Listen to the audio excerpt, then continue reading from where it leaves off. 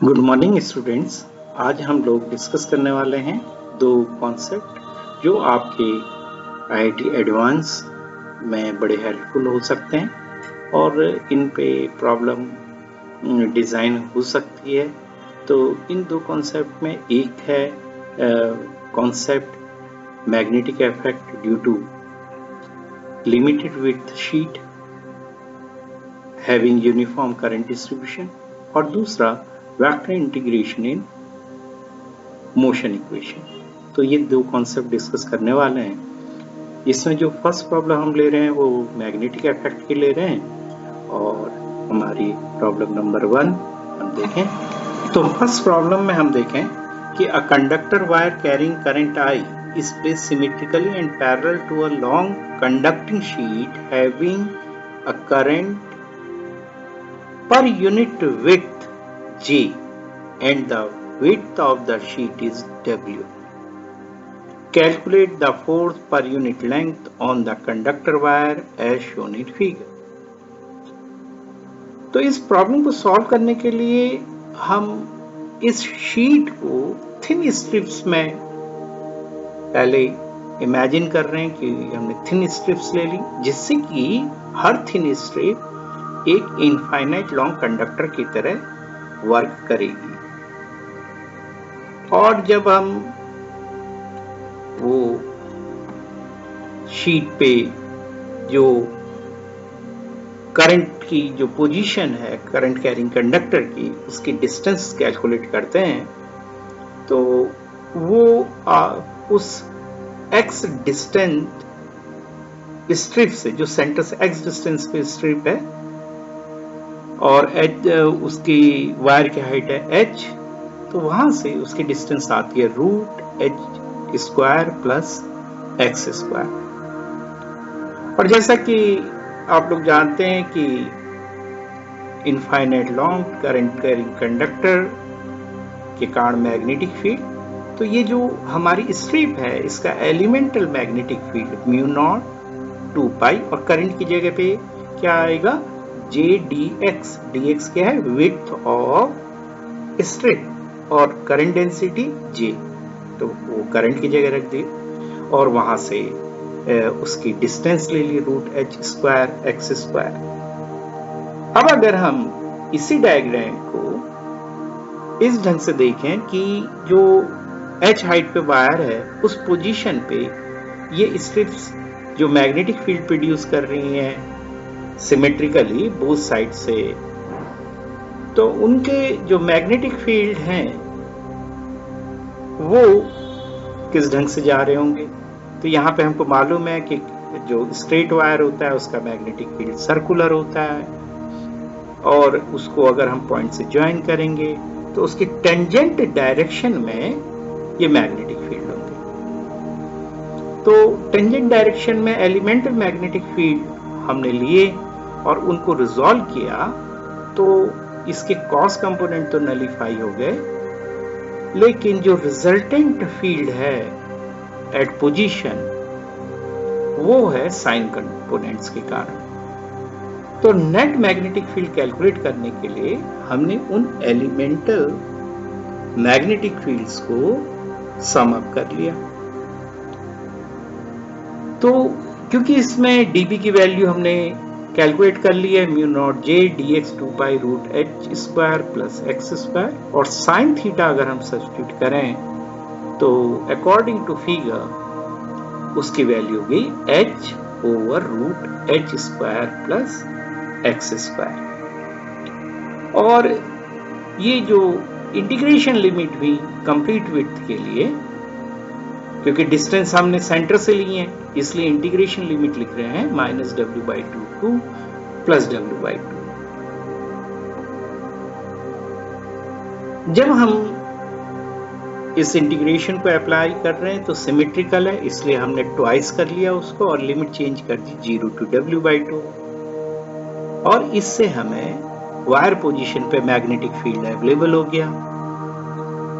और अगर हम डायरेक्शन उसकी जो क्वेश्चन फिगर है उससे कैलकुलेट करते हैं तो यहाँ पर जो मैग्नेटिक फील्ड है डायरेक्शन वो I डायरेक्शन में है और जो कंडक्टर में करंट फ्लो हो रहा है वो y डायरेक्शन में, इसलिए force expression I L cross B में हमने L J वेक्टर लिया है और मैग्नेटिक फील्ड I में, तो उससे हमारी direction I -k।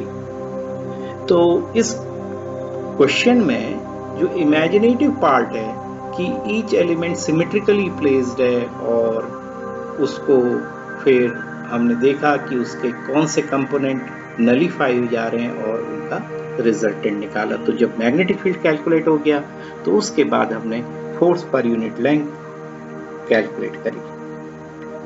Second problem जो है हमारी,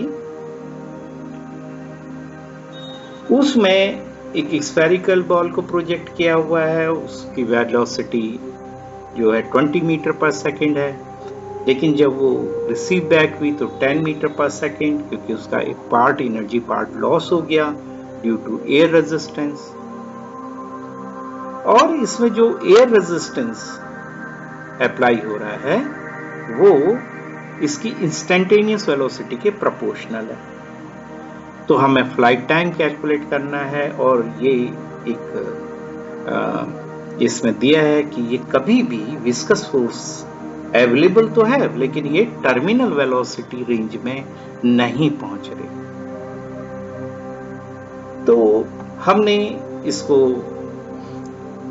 इस ढंग से सोचा कि इस कंप्लीट जर्नी में gravity downward and air resistance opposite to motion, और ये वेरिएबल है। तो यहाँ पे एयर रेजिस्टेंस डिपेंड कर रहा है स्पीड पे और स्पीड कंटिन्यूअसली वेरी कर रही है। इस बात को ध्यान में रखा कि वो मोशन को अपोज। हमने फोर्स इक्वेशन बनाई कि टोटल जो फोर्स है वो इसमें एक्सेलरेशन प्रोड्यूस करेगा, लेकिन जो फाइनल वेलोसिटी मैग्नीट्यूड है वो इनिशियल वेलोसिटी मैग्नीट्यूड से लेस है। तो जो भी वैल्यू एक्सेलरेशन इंस्टेंटेनियस एक्सेलरेशन की होगी उसको हमने नेगेटिव साइन अलॉट कर दिया कि अल्टीमेटली फाइनल वेलोसिटी लेस है।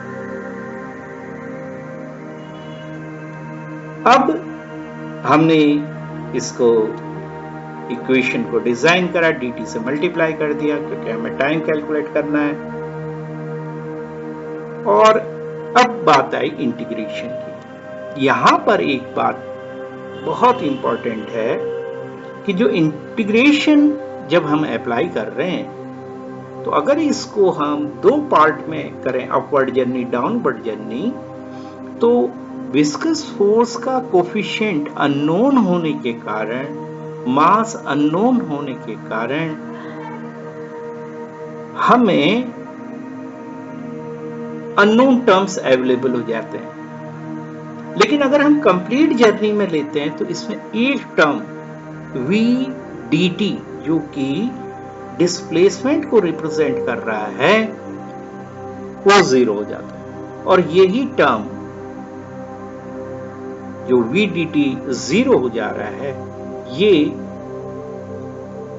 इसलिए जीरो हो रहा है क्योंकि upward journey downward journey but total displacement during the journey, क्योंकि इंटीग्रेशन में हमने टोटल जर्नी टाइम t लिया है, तो टोटल जर्नी टाइम में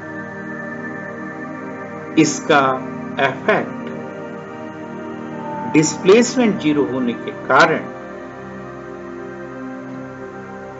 हम इस टर्म को जीरो सब्स्टिट्यूट कर सकते हैं। लेकिन यहां पे ये मतलब नहीं है कि जो ड्रैग फोर्स है उसके कारण कोई चेंजेस नहीं आ रहे।